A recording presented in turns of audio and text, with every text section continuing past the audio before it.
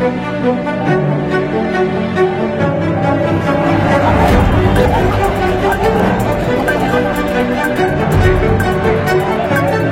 বন্দ্যোপাধ্যায় এই মুহূর্তে দাঁড়িয়ে একটা কথা বলেছেন, কারণ ও তো জানে বেশি কথা বললেই বিপদ। ওদের বাপ চোদ্দ পুরুষের সম্পত্তি, কালকে বলবে পার্লামেন্টটা আমাদের, ওদিনকে বলবে গভর্নর হাউসটা আমাদের, ইডেন গার্ডেন, যা পারছে বলছে। ওদের বাপ চোদ্দ পুরুষের জায়গা, ওদের বাপ চোদ্দ পুরুষের জায়গা খুঁজতে গেলে পাকিস্তান বাংলাদেশে চলে যাক, এই দেশে এগুলো চলবে। চাকরি চুরি, গরু চুরি, কয়লা চুরির টাকাতেই তো তৃণমূল কংগ্রেস বা ব্যানার্জি পরিবার কৃষি নয়, ভাইপো জেলে যাবে। কল্যাণ ব্যানার্জি ওই সেই সার্কাসের ভাল্লুকের মতন অবস্থা, যেমন বলছো ভাল্লুক তাই করছে। মাদারি যেরকম দড়ি ধরে টানছো, করতে যান না, ভারতবর্ষ থেকে চলে যান। কে মাথার দিব্যি দিয়েছে যে আপনাকে এখানে থাকতে? ভারতবর্ষে কি মুসলমানদের সাথে সে এক জিনিসটা হয়েছে? হিন্দুরা অনেক ধৈর্যশীল, হিন্দুরা অনেক পার্সিভিয়ারেন্স আছে তাদের মধ্যে। হিন্দুরা এই পার্সিভিয়ারেন্সটা দেখিয়েই বেশি নিজেদের ক্ষতি করে। ওয়াকাফের নামে, জাতের নামে বজ্জাতি করা চলবে না, এগুলো বন্ধ। জাতের নামে বজ্জাতি গুলো বন্ধ হওয়া দরকার, এগুলো সব হবে। বিরোধী দলনেতা শুভেন্দু অধিকারী বলেছেন এটা স্পষ্ট করে যে আমাদের সরকার প্রতিষ্ঠা হলে এই যোগ্য যেই সমস্ত ছেলেমেয়েরা আছেন তাদেরকে কিভাবে পুনর্বাসন দেওয়া যায় বা সেটাকে সেপারেট করে সেগ্রিগেট করে দেখে করা যায়, সেটা আমরা অবশ্যই চিন্তা ভাবনা করে এই বিষয়গুলো করব। 700 কোটি টাকারও বেশি তোলা হয়েছে এবং তা গেছে তৃণমূলেরই নেতা মন্ত্রী থেকে শুরু করে এমএলএদের কাছে হয়েছে তো। এবং এই সমস্ত চুরি, এই চাকরি চুরি, গরু চুরি, কয়লা চুরির টাকাতেই তো তৃণমূল কংগ্রেস বা ব্যানার্জি পরিবার চলছে। ওই হরিশ মুখার্জি রোডে গরুচোর কয়লা চোরটার অত বড় যে বাড়ি, ওর টাকা কোত্থেকে আসে? কে অত টাকা পাবে? কি করে? মানে তোমাকে যদি বলি যে রাজনীতি ছাড়া ওর পরিচয়টা কি? কোনো ভালো বিজনেসম্যান, কোনো ভালো প্রফেশনাল, কোনো মানে এমন কিছু করে যেখান থেকে প্রচুর টাকা রোজগার করতে পারে? কোনো কিছু না, মমতা ব্যানার্জির ভাইপো। তো আমি বলছি যে এই আলটিমেটলি এই যে এই পরিসীমাটা, এই সীমা পরিসীমার জায়গাগুলো থেকে দেখে বাংলার মানুষ তো বুঝতে পারছে যে এরা টাকাগুলো কোথা থেকে পেয়েছে। এই এত বড় দুর্নীতি হয়ে গেল, এত বড় বড় ভাষণ দেয়, দেখো একটা কথা বলছে। অভিষেক বন্দ্যোপাধ্যায় এই মুহূর্তে দাঁড়িয়ে একটা কথা বলেছেন, কারণ ও তো জানে বেশি কথা বললেই বিপদ, বেশি কথা বললেই বিপদ। এবং আমি তোমাকে বলছি শুধু পিসি নয়, ভাইপো জেলে যাবে, কেউ ছাড়া পাবে। কল্যাণ বন্দ্যোপাধ্যায়ের পরিপ্রেক্ষিতে বলছেন শুভেন্দু অধিকারী মেদিনীপুরে 3500 জনকে চাকরি দিয়েছেন এবং তিনি বিজেপিকেও আক্রমণ করে বলছেন বিজেপি পার্টিটাই নাকি উঠে যাবে এবং তিনি শুভেন্দু অধিকারী গ্রেপ্তারির দাবিও তুলেছেন। কল্যাণ ব্যানার্জির কথাও দলের লোকেরা পাত্তা দেয় না। কল্যাণ ব্যানার্জিকে যেমন বলতে বলছে ও তেমন বলছে। কল্যাণ ব্যানার্জি ওই সেই সার্কাসের ভাল্লুকের মতন অবস্থা হয়েছে। ওই মাদারি হাতে দড়ি টেনে বলে ভাল্লুক নাচো, ভাল্লুক নাচবে, ভাল্লুক লাফাও, ভাল্লুক লাফাবে, ভাল্লুক ভল্ট খাও, ভাল্লুক ভল্ট খাবে। মমতা ব্যানার্জি যেমন বলছো ভাল্লুক তাই করছে। মাদারি যেরকম দড়ি ধরে টানছে ও করবে। ও না করলে চাকরি থাকবে না তো। কোম্পানির চাকর বাকর ওদের মালিকের আন্ডারে কাজ করতে হয়, মালিক যা বলবে তাই শুনতে হবে। তৃণমূলের নেতাদের অবস্থা হচ্ছে এতটাই করুন, ওদেরকে যদি কোনো সময় মমতা ব্যানার্জি বলে দলে থাকতে গেলে শহীদ মিনারের মাথায় জামা কাপড় পরে উলঙ্গ হয়ে নাচতে হবে, তাই করতে হবে। কোথাও যাওয়ার জায়গা নেই, বলবে মালিক বলেছে তাই করবো, শহীদ মিনারের মাথায় উঠে উলঙ্গ হয়ে নাচবে। ফিরহাদ হাকিম তিনি বলছেন এই ওয়াকফ বিল যবে পাস হলো সেটা হচ্ছে ভারতবর্ষের ইতিহাসের সব থেকে কলঙ্কতম দিন, কালোতম দিন। বেরিয়ে যান না, ভারতবর্ষ থেকে চলে যান। কে মাথার দিব্যি দিয়েছে যে আপনাকে এখানে থাকতেই হবে?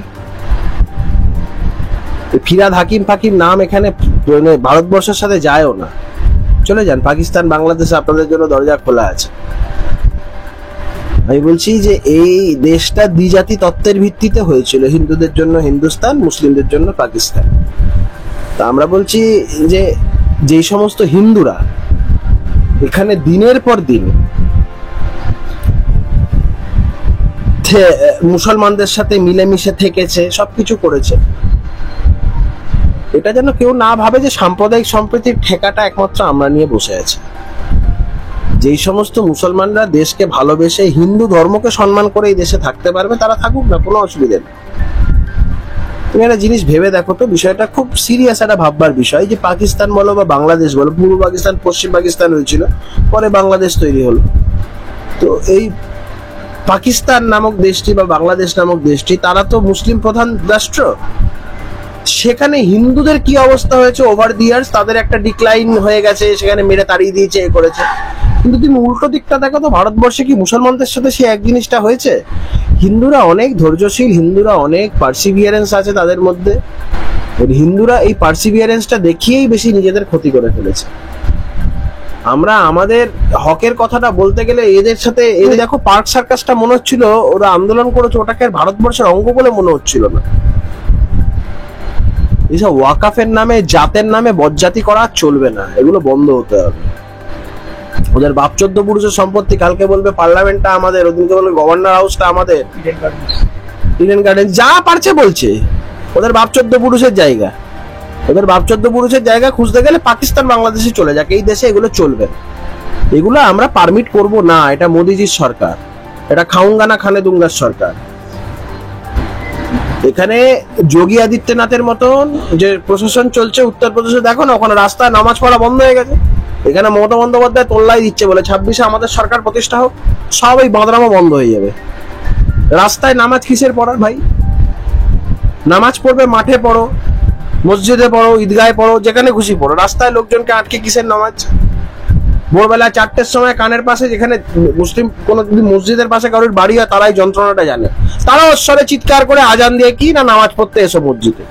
তা আমি যদি জানি ভাই আমি এত ধর্ম পড়ায় না, আমার যদি নামাজ পড়তে হয় আমি 4টায় ফোনে অ্যালার্ম দিয়ে রাখবো, কানের সামনে সকালবেলায় চিৎকার করে কানের মাথা খাওয়ার কোনো মানে আছে?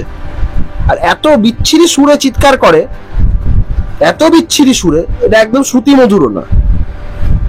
এটা যারা শিক্ষিত মুসলমানরা আছে তারাও নিজেরাও বলবে যে এটা খুব অস্বস্তিকর বিষয়।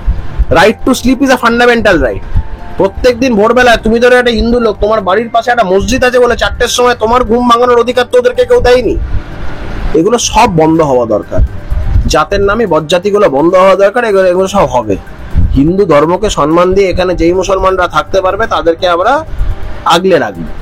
কিন্তু যারা ওই বাঁদরামো শুরু করবে, ওই দেশের বড় বড় কথা বলবে, কিসিকে বাপ কা হিন্দুস্তান ধরে, হ্যাঁ हमारा बाप का हिंदुस्तान, तुम्हारा बाप का पाकिस्तान है, हमारा बाप का हिंदुस्तान है, तुम्हारा बाप का पाकिस्तान है, চলে যাও। এখানে জাতের নামে বজ্জাতি করতে দেওয়া হবে না। ওসব ওয়াকাফ নিয়ে যারা বলছে বাতিল করো, এ করো, 2-4 বার ডান্ডা চললে সব ঠান্ডা হয়ে যাবে। একেবারে শেষ প্রশ্ন দাদা, দেখতে পাচ্ছি আমরা এতজনের চাকরি চলে গেল, অনেকজনের ইএমআই থেকে শুরু করে একটা কতগুলো স্কুল প্রায় বন্ধ হয়ে গেল। মুখ্যমন্ত্রী বলছেন তার হাতে এখনো 1 লক্ষ ভ্যাকেন্সি রয়েছে এই স্কুল এবং কলেজে, কিন্তু এই কেসটার জন্য তিনি করতে পারছেন না। প্রশ্নটা হচ্ছে এত স্কুল বন্ধ হয়ে যাচ্ছে, এতজন চাকরি হারা হলেন, পরিবারগুলোর এর দায়িত্ব কে নেবে? আমি জানি না, মানে যতদিন এই সরকার আছে ততদিন তো মুখ্যমন্ত্রী এত মিথ্যাবাদী, মুখ্যমন্ত্রীর কথায় কারোর ভরসাও নেই আর বিশ্বাস করতেও চাই না। আমি জানি না, এদেরকে কিছুটা ধৈর্য ধরতে হবে, কারণ এই 26 সালে সরকার চলে যাবে, নতুন সরকার হবে। যে বিরোধী দলনেতা শুভেন্দু অধিকারী বলেছেন এটা স্পষ্ট করে যে আমাদের সরকার প্রতিষ্ঠা হলে এই যোগ্য যেই সমস্ত ছেলেমেয়েরা আছেন তাদেরকে কিভাবে পুনর্বাসন দেওয়া যায় বা সেটাকে সেপারেট করে সেগ্রিগেট করে দেখে করা যায়, সেটা আমরা অবশ্যই চিন্তা ভাবনা করে এই বিষয়গুলো করব। আমি শুধু আপনাদের মাধ্যমে বলবো, যারা অবসাদে ভুগছেন, মানসিকভাবে খুব বাজে অবস্থায় আছেন, দয়া করে নিজেদের ক্ষতি করবেন।